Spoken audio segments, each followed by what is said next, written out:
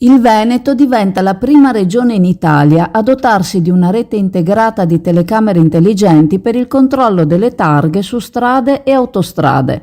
Firmato a Palazzo Balbi tra il presidente della regione Luca Zaia, il ministro dell'interno Matteo Piantedosi, Veneto Strade e CAV, prevede l'installazione di 58 nuovi portali elettronici, 42 su viabilità ordinaria e 16 su tratte autostradali, in grado di riconoscere automaticamente veicoli rubati o non in regola con assicurazione e revisione. L'obiettivo è arrivare a 350 dispositivi attivi su tutto il territorio. I fondi, pari a 3 milioni di euro, provengono dal Fondo Unico di Giustizia, alimentato dai beni confiscati alla criminalità. Con i soldi della criminalità contrastiamo la criminalità, ha commentato Piantedosi.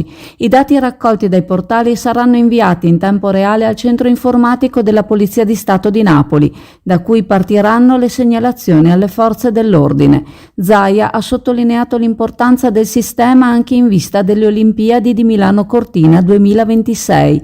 Avremo milioni di visitatori. Questi occhi intelligenti garantiranno sorveglianza continua nei punti più critici del territorio.